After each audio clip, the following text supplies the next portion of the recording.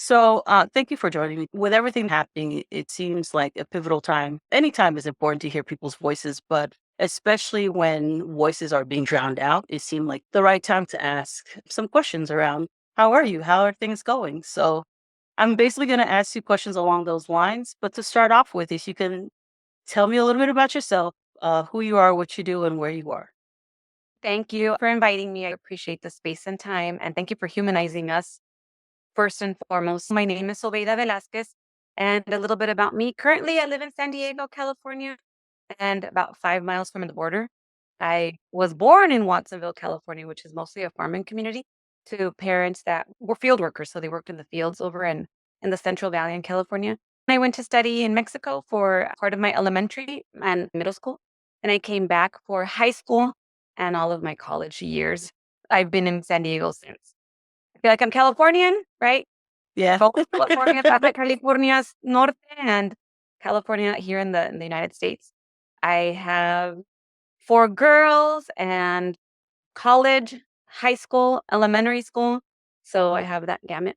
I've worked in education for over 25 years. I have my PhD in education for social justice. I'm currently working at universities, helping to shape future educators with Yeah. their different classes that they need to take, different coursework and clinical practices they need to fulfill. So that's what I'm doing now. I appreciate you sharing all of that. And that also means that you have so many different perspectives that you can offer as well because you've been in so many of those spaces. What is one significant shift you've observed in your community and how has it impacted your work or the people that you serve? There have been a variety of shifts, right? Since the campaign began, that's where it kind of started like, really, this is going to happen again. Once we started finding out the depths to which this new presidency was willing to go, it actually happened. It's been like levels, right? Yeah. It's been ascending in terms of fear. That's what I feel has been prevalent among the different communities that I work with, whether it's within my own family or extended family, colleagues, student teachers that are just starting, right? Different communities that I see, it's been increasing in the depths and the understanding that, okay, I'm a target now. Whereas I used to be uplifted, celebrated, appreciated, and humanized and, called in to really be part of the fabric of the US and humanize not only myself and my experience and maybe my people, but also Mhm. share it with the world so everybody can have that compassion, that empathy, that understanding, and that love for each other. As fear has increased, that level has begun to descend. Yeah. They're trying to take away our collective understanding of what it is to be human, to have that humanity, to have that compassion and understanding of the other person. Irrespective of what side you're on in terms of the political spectrum, Hmm. as a nation that was built on people that came here or were brought here as Right. children or as your ancestors, or as a nation that was really like taken over, like parts of the US that, used to belong to Mexico. There's the understanding that in the United States, you come here, you build your life here to follow the American dream, right? And it's the US dream because America's the entire continent. But it's the dream that if you try or if you study and if you have the support of your community, and if there are things in place that were put in place by past administrations that really support our community, our BIPOC community, then we can make a difference and we can continue to survive, not only survive, but to thrive, right? But those things were in place. Not only affirmative action, that's one way to support people of color being able to enter into different spaces, but also all the diversity, equity, and inclusion programs that are in so many spaces across the US that support, me, right? A Right. Latina, a female, to be able to be and have a seat at the table where decisions are being made. And now that's being taken away, or it's attempted, right? It's still being Right. attempted Right. to Right. take away. It creates a fear, it creates a sense of frustration, but then I feel in me at least it's beginning to create a sense of, okay, not that I wasn't an advocate before, let's start really organizing. Maybe organizing the people around me and then start taking way more actionable steps to stop this. As I mentioned, I am in California, so it's a more of a liberal democratic state. There are measures being put in place by the governor and so many other people that work at the State Department to make sure that we have these things enshrined. But that doesn't mean that we're not hearing it and that it's going to somehow affect us, whether it's here at the state or in my little bubble that I live in. but it's Sure. also affects us in terms of what we're seeing our our compadres, our compatriots, our our our other friends, colleagues, and family living across the U.S. And finally, it's expanding into other parts of the world, which the elections in Germany Right. that made a Right. huge going far right movement. And you wonder, how did this happen? Well, if you read, at least the book for me, Defectors, was one of my favorites so far from Paola Rojas. You understand, okay, this is historical, right? Yeah. And they have this innate understanding of what it means to be a white race and how really in their understanding of the world, they feel their position is the correct position and nobody else should Yeah. be allowed to speak or have a voice. It's pretty wild. It's almost like the preemptive strike to this threat they've made up that's happening to them for whatever reason from our communities. Our communities have always been there. They've always been a source of strength for a lot of us, but this direct attack on it, I don't know that we've seen it in our generation. I mean, I could be wrong, but we've had sessions with our program, remember, where there were workshops around massacres that have happened in different parts of the country. It's the only time the government has ever bombed its own space or people has been to people of color. So, I mean, on one hand, yes, know your history so that you can move forward. But now that you're seeing some of those, for lack of a better word, alarming repeats, it's been a whirlwind. I'm in North Carolina, so just wanted to give some context there and what that means for that community. Different from us because your government is putting things in place. We have a combination of things happening. We have more bills strengthening that dismantling, as well as others trying to resist as much as possible. I was curious if there was, because you gave kind of the broad kind of stroke of everything that's been going on in different spaces. But is there a specific story or example that illustrates the challenges or opportunities you've Well, encountered? just yesterday, I was working with a particular student. He's in my class and he's getting his master's in education. And we were discussing in what ways could he, be a critical social justice educator and infuse his lessons with that critical social justice frame of mind. And the socio-political context that we're living in now really does lend itself to teaching in his class. He actually has a world language class. So he's a Spanish teacher in 11th and 12th grade. I said, "It's perfect time. You can do so much." And they're in 11th and 12th grade. And you have to do it with love, right? He was Right. critical about it. He was afraid. Yeah. He was just afraid. And I try to talk him through it. Look, if you present it in a way humanizing the individuals and humanizing, the person you're going to talk about or the song you're going to present, whatever it is that you're going to be doing, you create compassion in students and empathy and understanding, which is needed. And if they tell their parents and they come back to you, you not only are you creating a safe space for students to talk in your classroom, you're Right. creating safety for the ones that are being othered, and you're Right. also teaching empathy, Right. compassion, love, understanding. You're humanizing them. There should be no reason what you're doing isn't defensible. But because he's a new teacher, he Right. just wrapped his head around it. And it was really just presenting a song. It's this old song from 1986 called An America, because America is the whole continent. So there is a very famous group in Mexico, Los Tigres del Norte, and they sing a beautiful song about how America is the entire continent, and it's beautiful to have been born here, and we're all American, irrespective of color and language, and we should love that we're from America. Right. And he And did that, want to engage in that. And I really did push back. In what ways are you supporting your students' learning, other than just the language, but the cultural aspect of the language, when you don't engage in what they're actually living? In what ways are you supporting students if you don't make them feel comfortable and loved within your classroom by being in a space that's compassionate and understanding and humanizing? I left him with questions, and hopefully next week hopefully he would have done yeah, something that might be a little scary, but will also, in a yes, way, feeling. reinforce his ability to do this and provide a safe space for students. It's hard because he talks about the different kind of bullying incidents going around the high school. It needs to be your space, maybe that bleeds out into the playground or the fields where they talk and they have this understanding of what it is to be a person.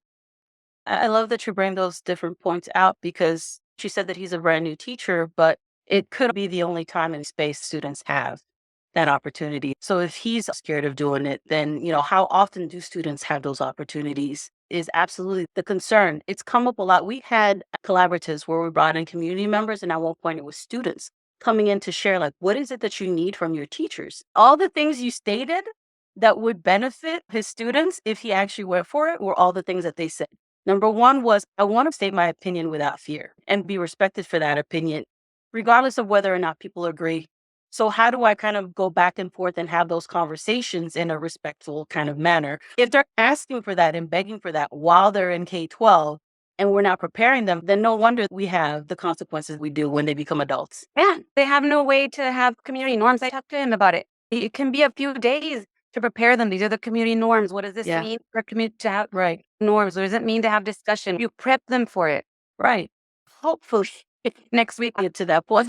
but I completely agree. Well, I remember in this current president's first term, the first thing I thought it was educators' fault. We didn't do as much as we needed to really prepare the students and to really prepare our community for them to think critically and Right. understand history and to understand that, yes, it does repeat itself. I feel like a lot of us educators, oh my God, what did I not do? But then you have to take into account all the policies that have been put in place in between time that has changed the curriculum that I can give or cannot give. If we're waiting on a book ban to be approved or not approved, then I really can't touch these things anymore. Or maybe I do. Hopefully, I have a principal that has my back and I won't get in trouble. And then the principal hopefully will not get in trouble with the district as well, because this is for the betterment of the students. Those are the things that the students are asking for because their lived experience is not the curriculum we offer. Yeah. And I have to think outside the box. Like, okay, if we're not allowed to have these books that are banned, then write your stories.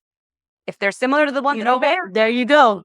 analyze those That's stories. pretty cool. Yes. That We have becomes the to find out story to work from. Yeah, it's almost like Yeah. those puzzles where it's like, I know I'm going off on a tangent, but like Yeah, just yeah. balance 6 nails on one. How do you do that?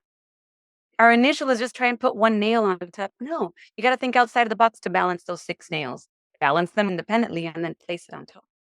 But if you don't think outside of the box, we're going to continue to be afraid, which is what we don't want. If there's anything we've learned with Machiavelli, so many other books written about war, divide and conquer, and still fear, right? Yeah. Have that strong man rule, and people will back down, but we can't. A lot of the fear is crippling. Once we get past that, and we will get past that, then we'll really see what actual things can have been changed, should be changed, or that we can still do and how much more power we have. There's definitely a whole lot to discuss there. One thing I wanted to add in terms of the fear, education here in this area is very real. Very real.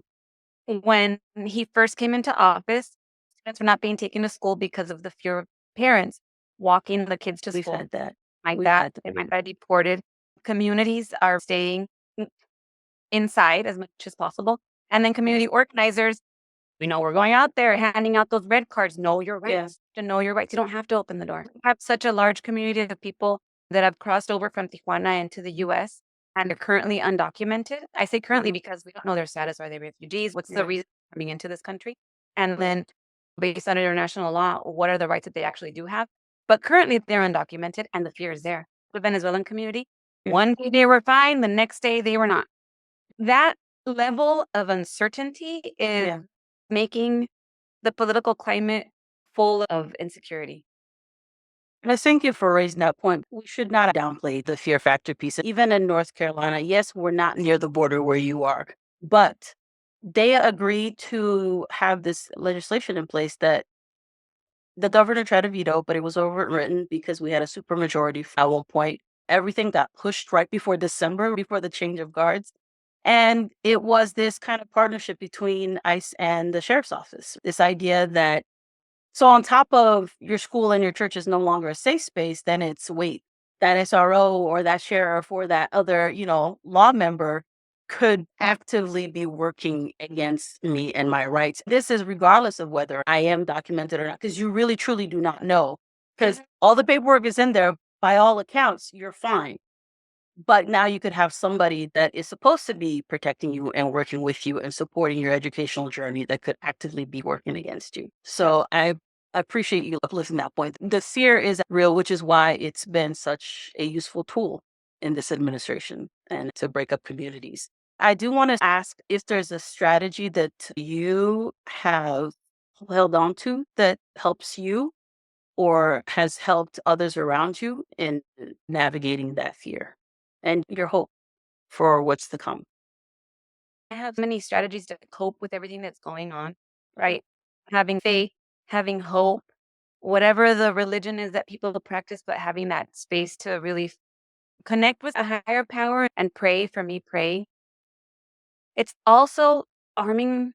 I don't want to use the word arming because that's so militarized, but understanding the importance of reading, getting Got you. information from the sources that are reliable has helped me. I feel like the more information, the more concrete, correct information I have based Right. on facts has helped ease some of the tension because it's so bombastic on the television or on whatever media outlet you're using, whether it's social media or cable news. The images you see with, his right-hand man pulling out a chainsaw, way he carries himself, and then the way the current administration speaks and says they're going to do things. But once you read what's actually happening, what's actually getting through the courts, a lot of things have been stopped, right? So then the immediate, stopping the funding for so many grants and scholarships, that's been stopped indefinitely by the courts. Having access to news that gives correct information has been a strategy I've been using to make sure that I know. And then try to disseminate the news, even though my following might be this tiny. At least Yeah. try to share it with my community and the people that follow me so Yeah. they are aware of what's real and what's not. That's a fair point. I had a conversation around information and knowledge with one of my sisters. She works in higher ed. And it was to your point, we this generations, these couple generations have been in spaces that we've not had to experience growing up as far as social media and the influx of information and knowledge, right? Good or bad. How to navigate that is very different. I still talk to my kids about like, are these, valid sources and so on? Are they reliable? Can you actually like get the right information for there? And then I go to the OCR website on the Department of Education and I'm like, with all these cases canceled, this is really not reliable anymore. So even that platform has changed for how do I figure out what's good information or not? Absolutely. So what specific things worked for you with figuring out what is reliable or what's not? You did say reading, but are there specific areas you go to or specific reading you look for? One of the people I follow is Paola Rojas. She's a political activist and she's the daughter of a famous newscaster here in Mexico. And he came over to the US. From my experience, the information she's providing to her viewers is as current as she can get to. I also follow Al Jazeera, which is another news outlet I feel isn't as, I don't want to say corrupted, but as filtered Politically inclined? Filtered. I like as some filtered. of the places that we have here. I try to follow CNN, but it can also be hit and miss. And then I try to go directly to the State Department, but sometimes that doesn't have any information that Yeah. leads to what I need, unless it's like the California one. I mean, and now even with the newest restrictions on having press inside the White Right. House when Right. the president is giving debriefings, it's alarming. It Right. really is. It's absolutely restricting access to real information, real data as well. I love the things that you said. It's finding people that you know are reliable sources and sticking with them. Unfortunately, we've had situations, just like you said, about some people not being allowed to be there anymore to actually get access to that real information as quickly as possible. But as much as you can, finding those people, finding those spaces that you feel are reliable. And you listed so many different things. So it's don't just count on one source of information. It's like triangulating your information. NPR is another good one. PBS, Right, Power. For the most part, right? They're unbiased, or at least you don't right, see right, politically going one way or the other. But even then, NPR doesn't always report both sides right, of the story. So right. it's important to get more than one news outlet. I love that. So to wrap up, what gives you hope as you continue this work? People, honestly, me, the people that are out there, we know what can be done, and we're taking actionable steps towards it. Right? Yeah, It's handing out those little red cards that knows your rights. right. I Whereas had a dean of yeah. students that got refused. He was trying to print some to give to students, and They stopped him. Sorry, I didn't mean to cut you off, Oh, but I'm no, just it's like, fine. Bring 'em at home, but figure out a way to send yeah, it can be done. You just have to be actionable yeah, about it. It has yeah. to have the intent. So the wish, the desire, the intent, and then take action. And I feel like sometimes we minimize these community groups that have always been there. They're Mhm. still doing this. They haven't stopped. This is the perfect time to join, sit in on a focus group or listen to whatever news that they offer, or if they have certain things kind of going on where it yes, we are printing and disseminating to the community. Would you volunteer your time to help do that? Like, That's all. absolutely, absolutely. I sincerely appreciate you sharing all these things. If there's anything else you want to add, I'm all ears and I would love to hear more. I'm truly grateful for you giving us a glimpse into everything that's happening within your space. There's more work to be done, Yeah. and it's time to get to it. I usually go by, the serenity prayer, right? God, grant me the serenity. Yeah, yeah, yeah. Accept Yeah. the things I cannot change, change the things I can. Courage to change the things I can, and wisdom to know the difference. But I'm starting to change it.